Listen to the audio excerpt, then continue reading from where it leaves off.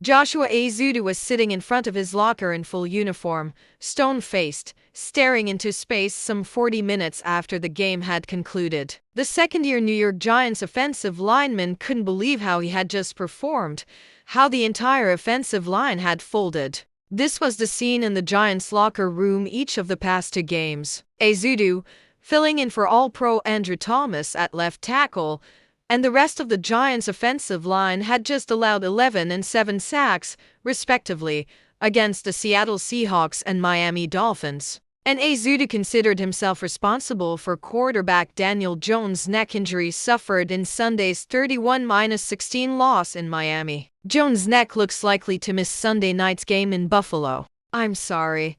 I can be late coming off the ball," Azudu told reporters of his message to Jones. This is the current state of the Giants' offensive line, demoralized. They are 28th out of 32 teams with a 46.4% pass block win rate per BR. This could be the worst it has been since the Giants started the offensive line rebuild 11 years ago. This offensive line with Thomas and starting center John Michael Schmitz JRB, sidelined by injury, with left guard Ben Bredeson sliding from his natural position at guard to center, is preventing the Giants from sustaining any offense. You just can't play offense that way. And it's not anyone's fault, former Giants lineman and Fox Sports analyst Jeff Schwartz said. "Look, the NFL has very few teams that even have 6 or 7 offensive linemen that you can get by with. When you get into 8, 9, 10, and 11, you don't have those guys. You just don't." The Giants couldn't afford to lose either Thomas or running back Saquon Barkley. They lost them both. Barkley could return this week,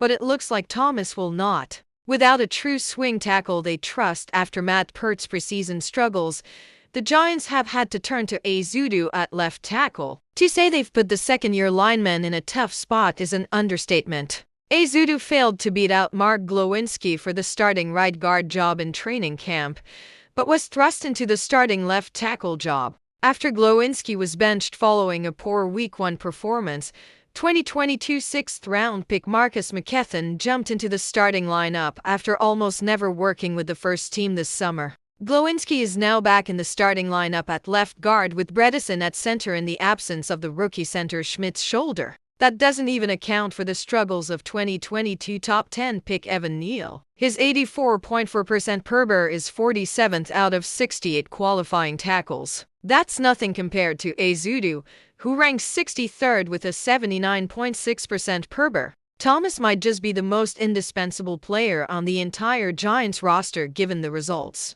It's no secret that Andrew is an exceptional player. "I think everybody recognizes that," said Bredeson, who has been the team's best guard but is now forced to play center. "He's the leader in our room. He's the one that everyone looks to.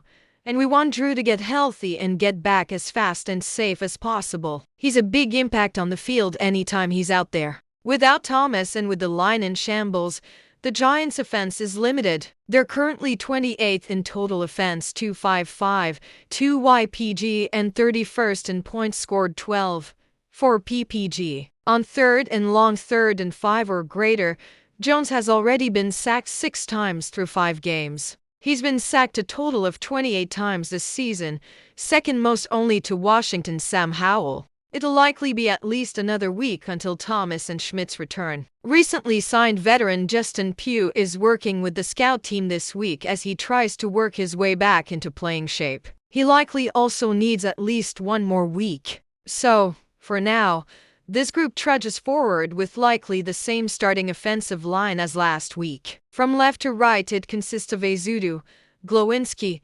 Bredeson, McKethan, and Neal, set to face a banged-up Bills defense that leads the league in sacks. There is not much the Giants can do at the moment. They're also likely to have that line in front of backup quarterback Tyrod Taylor in a raucous environment in Buffalo. Yeah, get into the classroom, go through it, and then get out there on the practice field, Coach Brian Daboll said earlier this week when asked about the current state of his offensive line. The heat is on Daboll, offensive coordinator Mike Kafka, and offensive line coach Bobby Johnson to at least make it look competent. The Giants have already been outscored 94-15 in 3 primetime contests this season. They enter as 14-point underdogs.